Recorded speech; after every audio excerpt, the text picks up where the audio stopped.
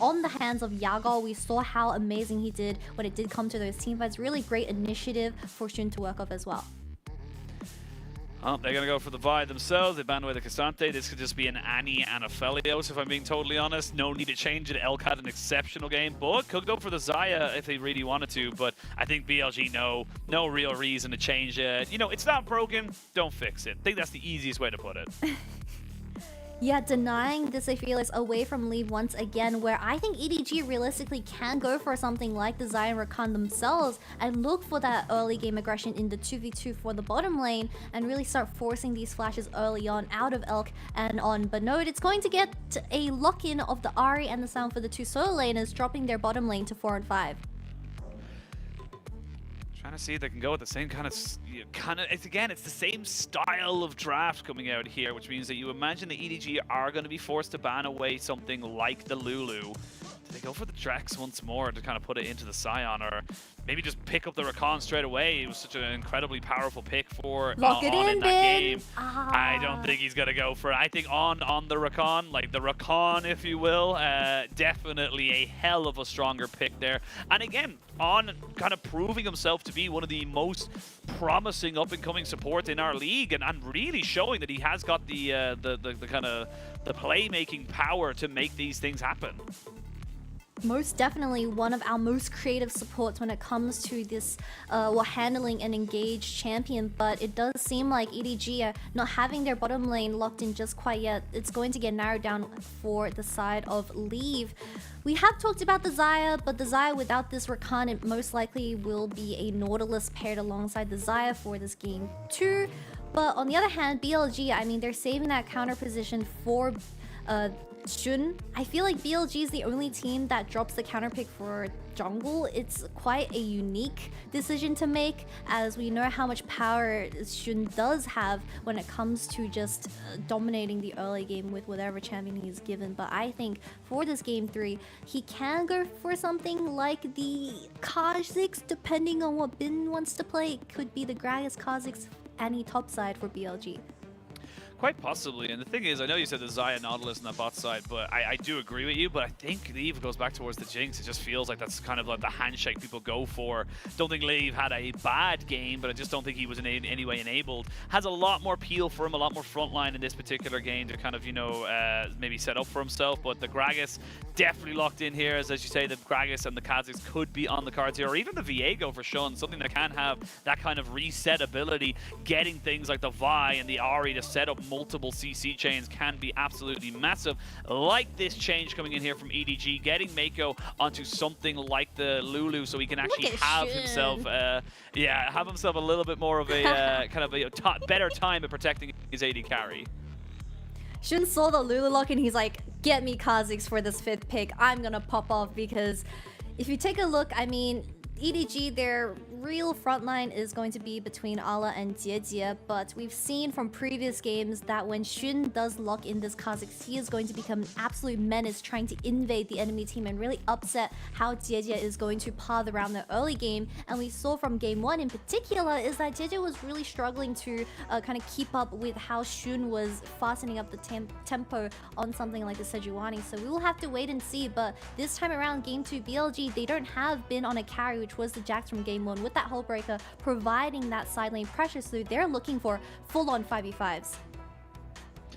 Yeah, they're looking to 5v5 this one. They're looking to, again, enable their AD carry, and kind of, you know, it's a tale as old as time in this particular meta. God, 13.11 cannot, or even 13.12 to be perfectly honest, cannot come soon enough. We get the Realm mid-scope update, we get all the changes, all different carries and such.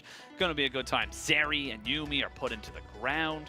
That would be nice to see, as they don't even get bans attributed to them. But EDG do find themselves with their backs up against the wall. They are definitely not feeling the greatness after that game number 1. We'll see if they can change it around for game number 2, but BLG feeling so good about the start of this split. One of 2 undefeated teams only left in the split. We only had 1 week of play, 1.5 weeks of play, if you will, and we only have 2 teams left undefeated. That's how close it can be here in the LPL. But we are going to jump onto the Rift for the second game of this best of 3. We'll see if BLG can close it out in a 2-0, get themselves to 3-0 in the season, or if EDG have something else to say about this series.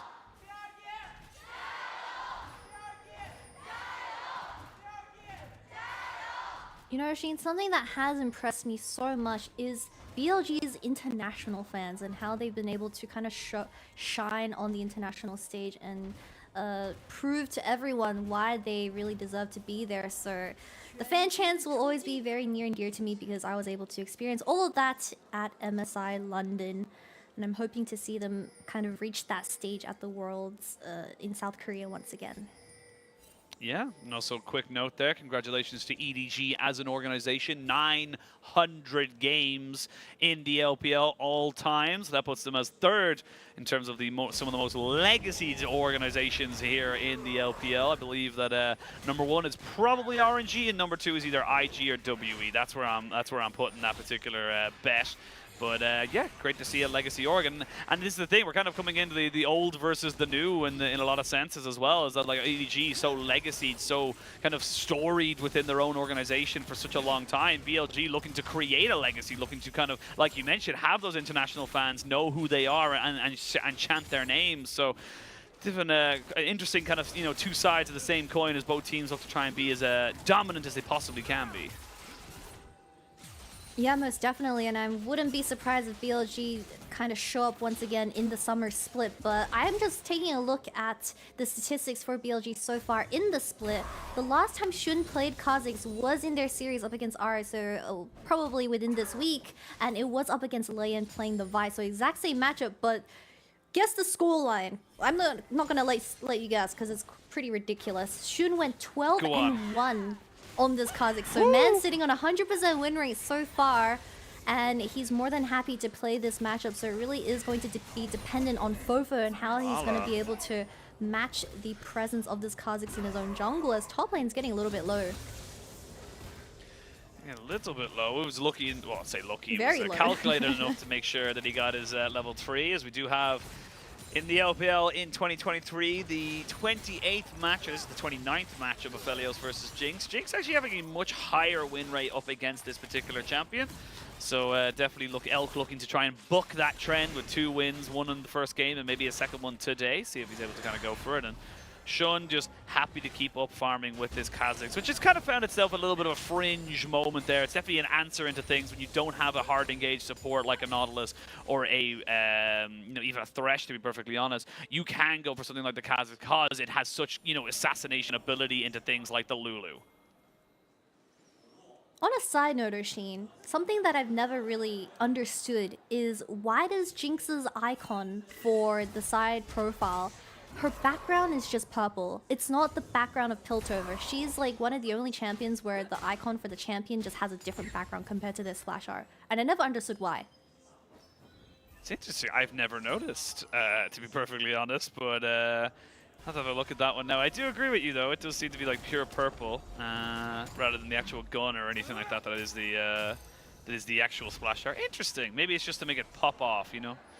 A little bit more pop. Honor's being a bit of a menace with stopping Jiejie's reset here, as both jungles trade their Skittle Crab for each side, but a relatively slow start to both sides once again. But I feel like EDG, they do have a much better composition to execute this time around, with FoFo and Jiejie locking in something like the Ahri and Vi, where they're going to be able to force a lot of picks on the side lane. And we saw that Bin was getting a little bit caught on the Jax in the previous game, but this time around on the Gragas, he isn't going to have the same type of pressure, or at least side lane potential, as there's a bit of trading going on in this bottom side, which isn't going to result in too much, but Leave is having a much better start to at least game 2. Yes, definitely having a much more consistent start, shall we say. Definitely feels a little bit better for the AD carry of EDG, and this is kind of what's going to happen. We're not going to really do a lot. We're going to sit here and chill for about 10 minutes or so. Yeah. Gotten 5 of those done, so good job us. And we're just going to wait for someone to make a mistake. And this is honestly, this works out for someone, or for a team like EDG, who love to play that kind of slow, methodical setup and don't really mind having to wait just a little bit longer to make things happen. Their eyes are set onto Meiko. They're looking for him. They are going to get the flash out of him. They get the knock. Oh, but it's so much damage! And he underestimated how much he could go for. The last Infernum shot will not do it. And Meiko proves a little bit too much for first blood against BLG.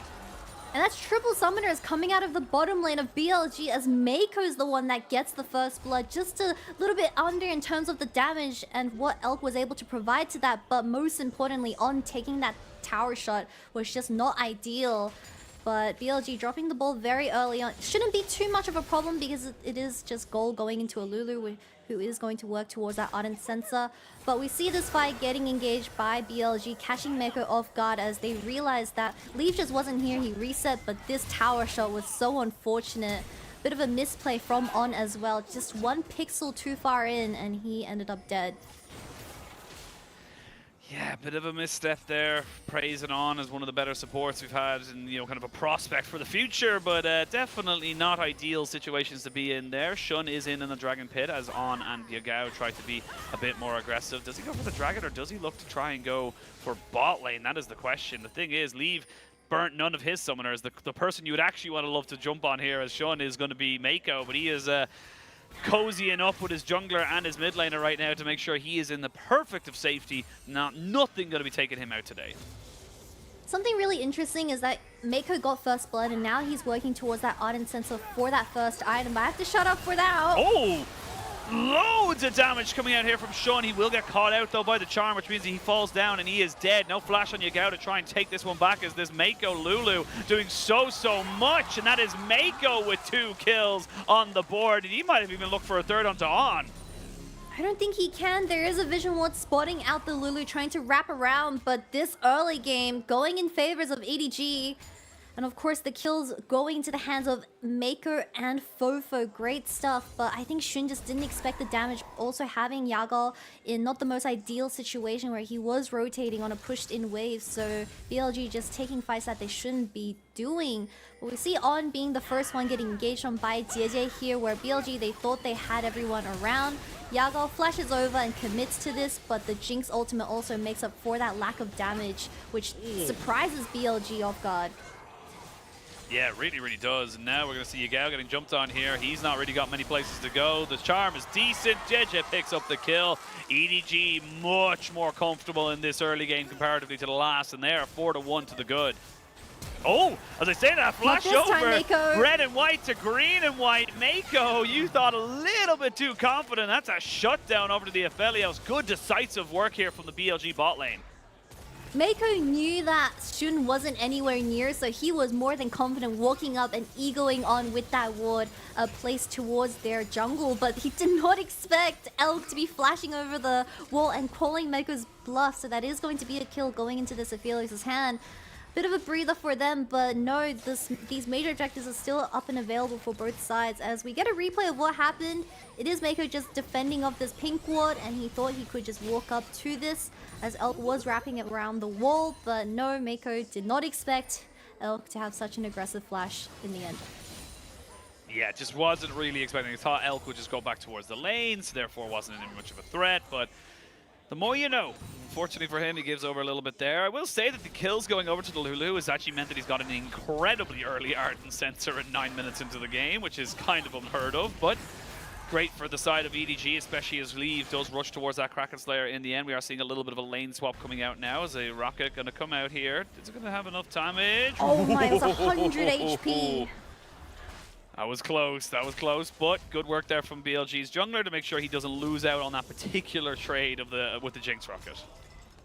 And you see, with the direction of the Jinx rocket, I'm assuming BLG have predicted that the Jinx is also slowly rotating towards his top lane to match the potential lane swap coming out of BLG. But no, they just went back to bottom lane through that reset, and they're going to place a bottom and have those plates in Elk's hand, as Jiejie does have to force the flash out after securing this first dragon. But BLG, they are kind of pranking EDG now.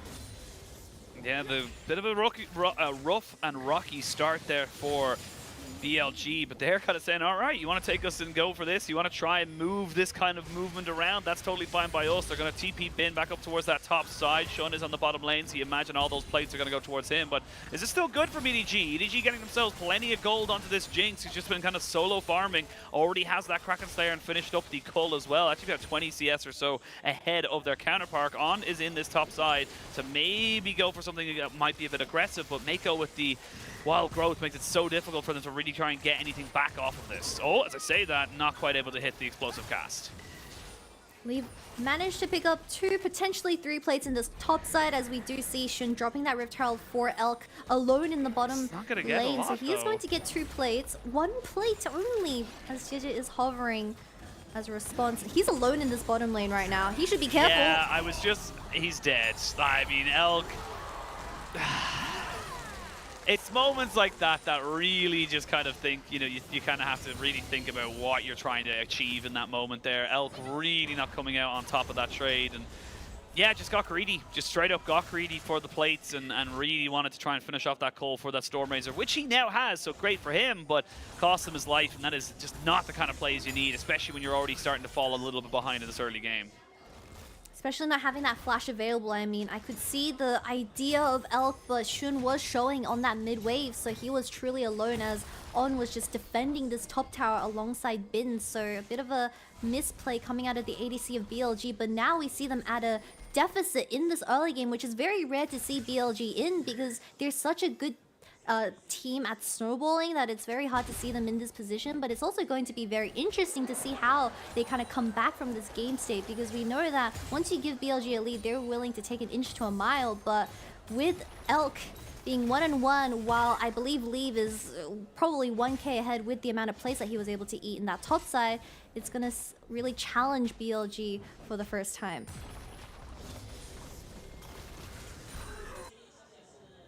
See how he wants to go and where they want to try and bring this one here. This is better from EDG as they look to try and keep this series alive. They're making a habit of getting themselves to the full 3 games as they've yet to kind of make anything else work. We're going to see FoFo getting jumped on here. Has to flash away. Does have support with Jiejie in the background here, but outside of that, a couple of ultimates burned, but nothing actually gained here from BLG apart from that flash. And again, it's an Ahri, so having so much extra mobility on this champion that makes that flash not as valuable. Still valuable, but definitely not the worst thing in the world to be losing for in favor of keeping your life.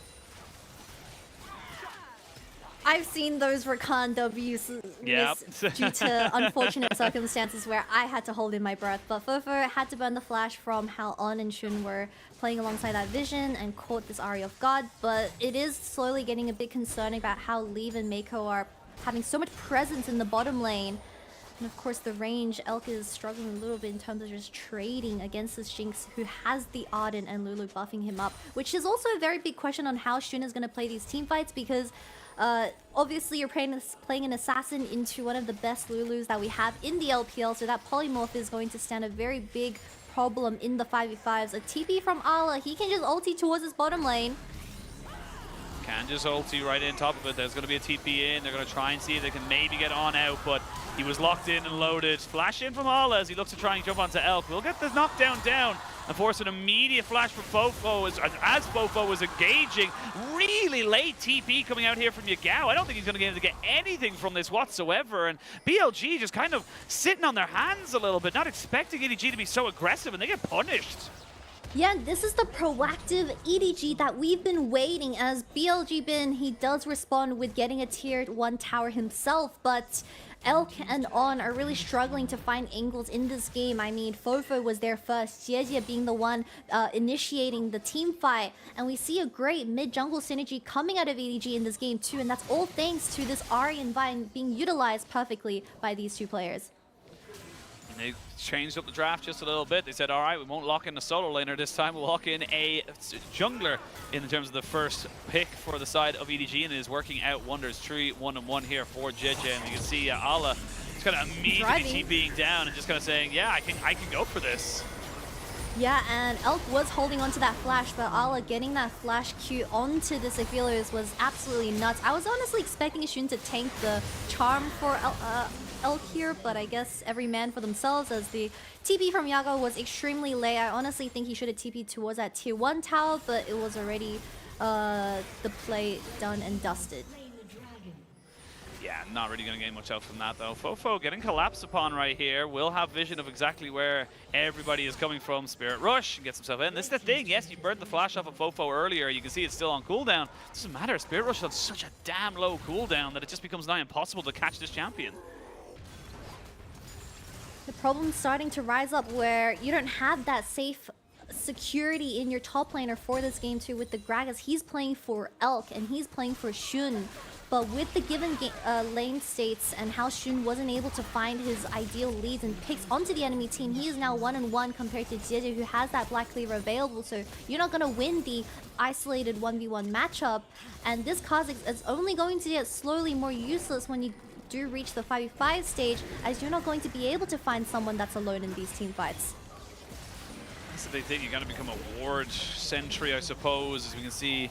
Bin just tanking up a hell of a lot on this Gragas. I will say last time we saw Bin on this Gragas, or maybe it wasn't the exact last time, but definitely recently he wasn't having a great time. They still won that game, but did not have a great time, as we see On and Meiko with some supportal combat, and very clearly see that with this very early Ardent sensor to become so in. And On, just no need to walk in. On top of that, you've used your mobility. We'll have to flash and ult just to make sure! No! And he walks right back in on top of the rocket. On. You can see him scratching his head. I am too, my dude, because I don't understand what you're trying to gain from that play.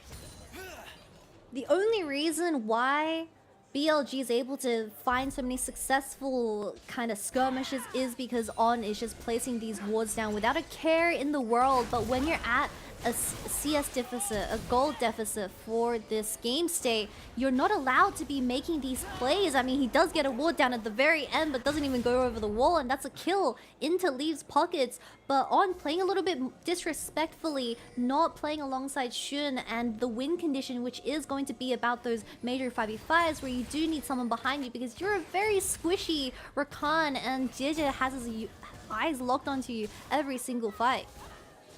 That's the thing. I think the great adaptation we're seeing from Jiejie is that he's not trying to go in and try and find Elk every single time. He's looking for On specifically because he's recognizing just how damn squishy this Rakan can be. It's definitely working out for the moment. We're going to have to see if BLG have a way of bringing themselves out. There could be a TP flank available for Yagao, but that ward is only a couple of seconds before it goes down.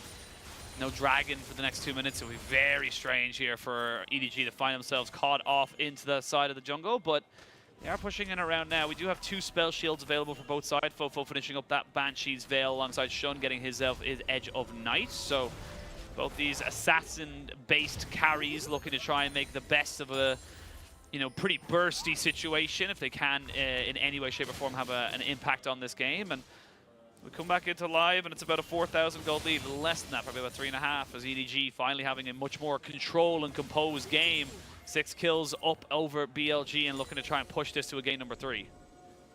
It still trips me out looking at Leaves' items that he has both Kraken Slayer and Gale Force in patch 13.10, as Kraken Slayer is no longer a mythic item and it just provides extra damage statistics, I suppose, alongside Gale Force that has that bit of mobility. But BLG, they're looking for Alu.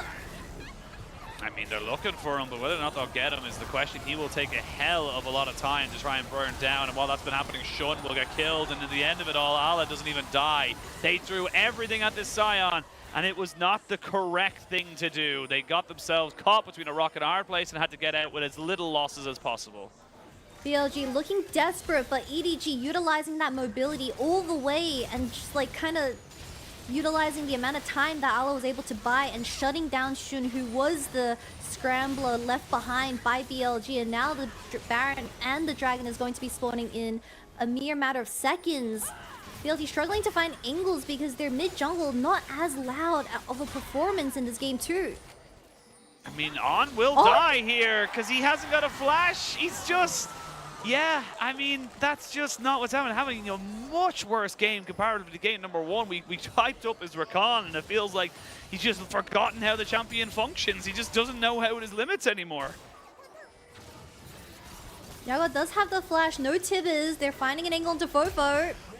Oh, FoFo did have the flash, does have the Spirit Rush up in a couple of seconds, but the explosive cast is good to bring him in. Can they finish him off? Yes, they can. While that's happening, though, you've committed 3 members on that bot side. You're going to have to convert this into a dragon because you're just losing that inhibitor. There's nothing else to it. Never mind, they're going to try and turn around and make this a 5v4, but they're on vision. Elk is a little bit by himself. They now know where everybody is. The inhibitor goes down. On looking for an engage. He doesn't have the quickness just yet. He's waiting for that cooldown to come down, and he's already getting burnt out so much. Jiejie doesn't get over the wall, and now they jump straight down on top of Leaf, but Leaf is just not killable right now. And what looked like BLG looking for a potential fight could be the end of this game. And Shun does get Still a return kill onto Meiko. Is it going to be close, enough? it's tight, they're not quite able to get it, FoFo's but TPing? EDG, they're still looking for more, they're still looking to see if they can burn down Bin, they should be able to. That is going to be an easy kind of turnaround fight here for EDG, and BLG, literally that one ward just does them in. They get caught out on the flank, and it means that EDG were 100% ready for them.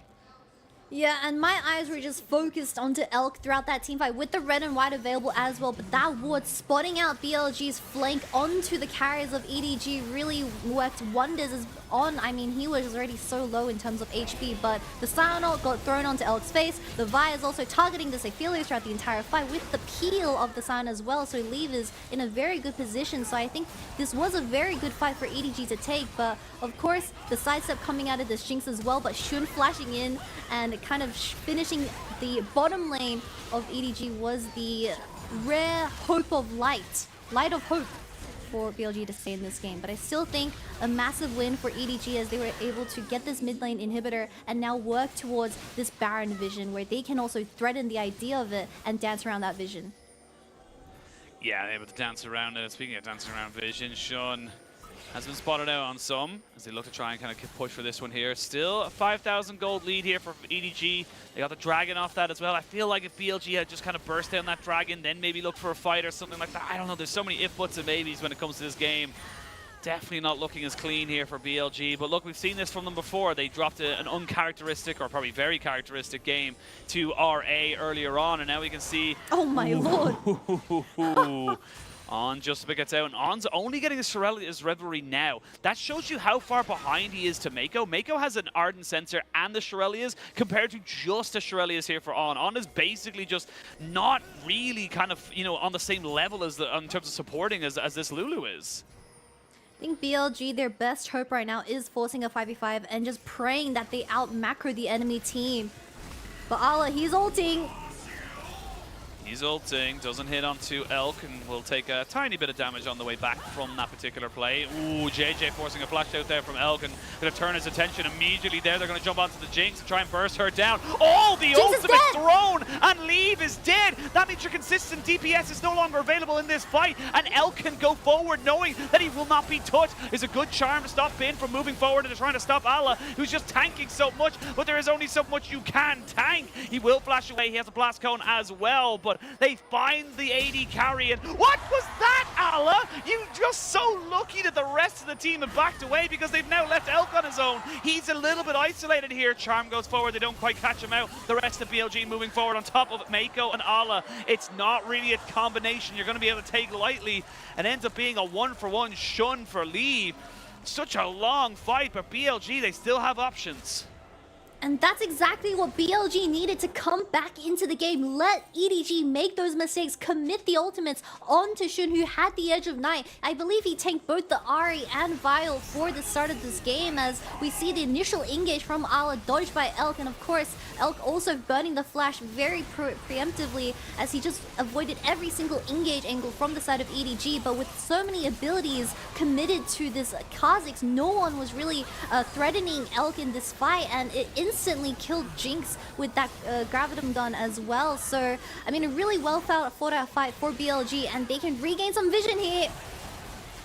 They can indeed. We're going for another fight. They're going to jump straight in on top of Yagao. He is dead. Allah coming in now with the Scion drifting off to the side. Elk able to kind of dodge him out for the moment, but the Kha'Zix Shun is dead. Resets for FoFo as he looks for a little bit more. The Zap going to land onto the Raptors and therefore not slow anybody down. On is probably the next target. Good Gale Force from Elk.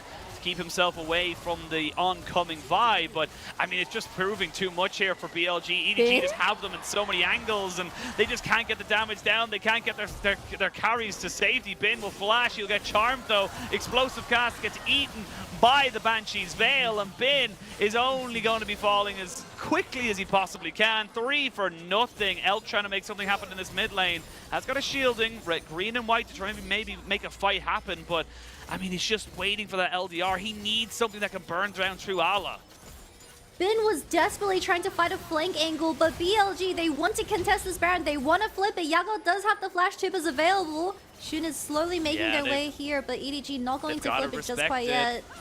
Yep. They had to respect that Shun was coming out. These death timers not as long as they probably hoped them to be, and now we're in a weird situation. Good in dodge. there from On, and Meiko is dead. They're going to try and burst down the rest of this team, but the Supermarket Death Rocket is good enough to try and tickle down these health bars. BLG are keeping this game chaotic, and honestly, in the weird sense, they're kind of coming out on top. They're rushing Baron. Bin is TPing to the Baron, and they're just gonna flip it. They're going to look flip at it. Ala. Ala and FoFo both have TP. They're going to try and maybe get on top of this one here. The double TP on the backside of this fight. They now know that there's so much damage there on the Shun. They can't be able to. They can't let him die. If he dies, it's all over. He gets killed to the Baron. They have to either back away or finish it. That is your call right now. Ala goes in. It's a 100% flip. Who can get the damage down at the right time? It's going to be Ala. Sion gets in, gets the Baron, and EDG clean it all up. BLG just not looking on form in this one. They try to keep it scrappy, and they've been punished by a much more composed EDG.